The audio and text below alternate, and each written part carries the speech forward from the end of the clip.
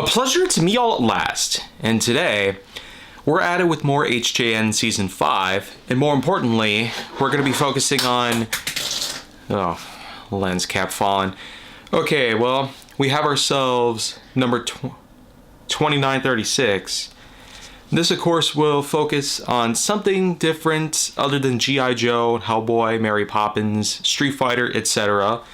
I also do kind of want to extend these videos out a little more than the usual, so I feel like Doom will be a good thing to choose here. So, the story is pretty unique for what it is, but for any of you guys that are familiar with id Software, ID, id, yeah, I feel like that they were inspired by that moment in The Simpsons where Lisa points out that there is a word known as id, spelled ID, obviously not correlated to identification, which ID is the abbreviation meant for.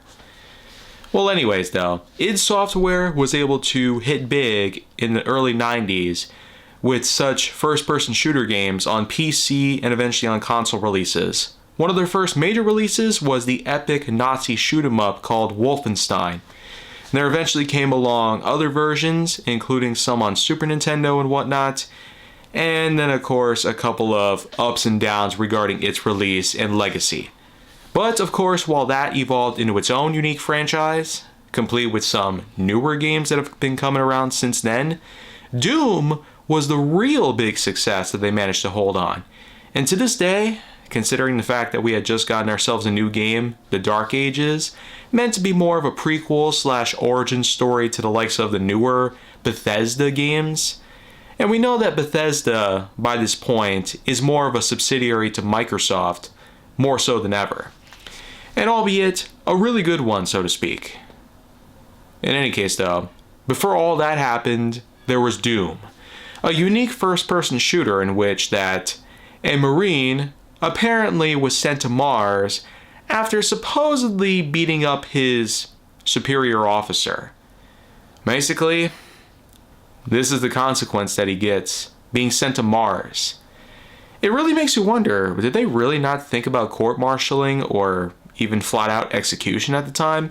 Well, then again, it's a certain unspecified year in the distant future, possibly hundreds, even thousands of years. Unlike some franchises that do try to give us a good specific year that takes place way further ahead than what most would have anticipated, I know some franchises, some stories, do have mentionings of years. Blade Runner went to 2049, Minority Report went to 2052, and there are some instances of Back to the Future that even went to the year 2091. Now that's almost 70 years from now. I guess we'll just have to wait and see how those years turn out. But for now though, Doom and its supposed unspecified point in time takes us to a certain story that unfolds in which that scientists have apparently opened some sort of portal to the underworld. Yeah, they literally managed to enter the world known as Hell. Yeah, if Hellboy was one thing, Doom is another thing, because rather than bringing a demon from Hell to cause mass destruction, only to be befriended and put on the side of good, we have ourselves a guy whom is able to listen into some radio transmissions and figure out that most of the team that were sent in to attack the opposing demon threat that were coming from this portal, they apparently are all dead in some of the most gruesome and terrifying ways. Whatever these demons were doing, it was no good. This unspecified person, known as the Doom Guy, goes on in to fight him off himself. And he goes in armed to the teeth. Yeah, unlike with most first-person shooter series where you might see only a couple of weapons on them, usually a primary and secondary weapon, even Call of Duty was able to give out that sort of idea, though a special wildcard does allow you to get 2 primaries, plus a handful of other equipment, lethals, tacticals, a melee weapon, and sometimes other things as well. Well, in the case of Doom, it's a lot different. Doom Guy apparently has some sort of backpack on his back that allows him to hold a ton of weapons all at once. He carries a pistol, a shotgun, a sawed-off shotty, otherwise called the super shotgun, which is even more devastating than it sounds. He also has a rocket launcher, plasma rifle, heavy assault rifle, ballistic cannon, and of course, a BFG. Now this of course is a heavy plasma cannon that is able to annihilate anything in its path. But by all means, all of these weapons do one thing very much so. And that of course is to annihilate every demon that stands in the way of the Doom Guy himself. It's probably important to note here that Doom Guy would eventually be renamed to the Doom Slayer on account of the fact that over time, with the blood and gore, ultra-violence, glory kills, and other things beginning to settle in and essentially modernize the franchise, they definitely had to come up with a more amazing name for the character itself. In a similar regard, if you remember Chex Quest, which technically was like a ripoff of Doom, they actually did the same thing to the main character. The Chex Man became the Chex Warrior after some time. Well, of course, what is the real big story here that we have to deal with? Well, the Doom Guy, in the original Doom series, of course, goes in, annihilates the Cyber Demon, and eventually a final boss stands in the way. Essentially, like a giant spider. By usage of certain weapons, including the rocket launcher, plasma rifle, and BFG, Doom Guy is able to combat through all the enemies of hell and come out victorious, essentially saving Mars and even Earth from annihilation. But of course, because of the success of the first game, they had to create more. Doom 2, Hell on Earth, is pretty much just what the name itself implies. Earth itself is now under attack by Hell, and Doom Guy has to go in and stop them. And as for Doom 3, even more hell comes upon him. And, well, the same sort of thing happened. Of course, while these games did a unique job at keeping the franchise alive, they unfortunately didn't do all that much to keep it going for much longer. And it's most likely because of id eventually losing interest, and eventually the franchise just grinding to a halt. There, of course, came along special editions of some of the games and some collections and remasters and whatnot. I especially do remember on the PS3 in 2012, there came along Doom 3 BFG edition, and that alone was a pretty nice upgrade. I remember we got that for Christmas, and it probably was one of the best gifts we might have gotten so far. There, of course, was also Diablo 2, which had also been around for some time, but the thing is, between both those games, it was kind of hard to pick which was better.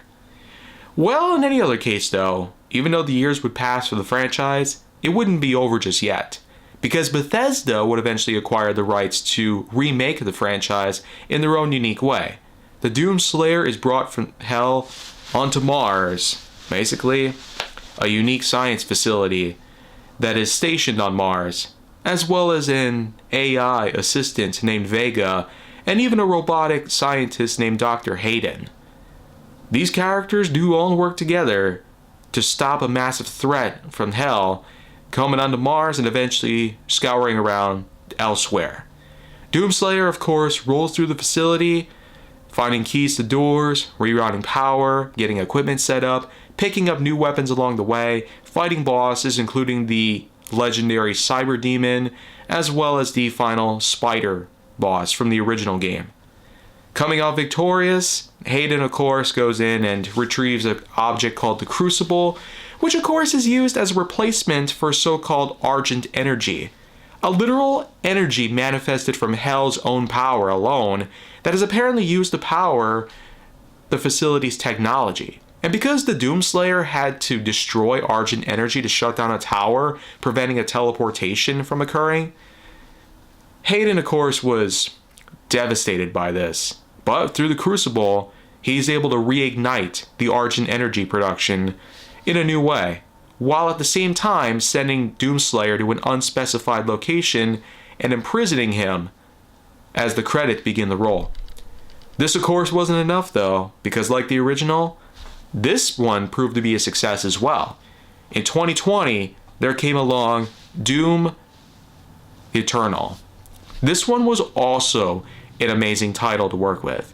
and probably the best so far, because one known boss that we get to fight up against is the Icon of Sin.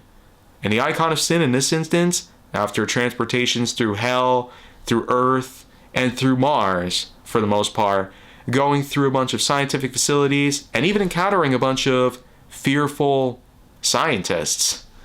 I especially like that one where the Doomslayer grabs a hold of his ID card and then grabs him, dragging him with him, and then using it to open the door. And then you gotta love those heavily armed guards with the plasma rifles, and the Doomslayer just takes one of them. And if that's not enough, there was the BFG 9000, which apparently is used to power something called the BFG 10,000. Basically something slightly more powerful, likely enough to destroy an entire moon. So, look out, Death Star. We got the BFG 10,000 up. Well, Doomslayer of course downgrades to just the BFG 9000, since that was already destructive enough. But, like the first game, after a massive fight going on between the Archangels and eventually the Icon of Sin itself, he comes out victorious yet again. But of course, they had to bring along 2 DLCs called The Gods, Part 1 and 2. Now, these both came out throughout 2021, the following year, and what exactly does that owe up to? Well, just so there's an evil twin of the Doomslayer himself. And as for everything else, well, I have yet to play Doom The Dark Ages, but since it's an origin story, I can only speculate that it's more or less something that we have yet to learn about here. I do hope it goes well, though. Well, in any case, though, that's all I got to say for the Doom franchise itself, and I do hope I can continue on with this for a little while longer.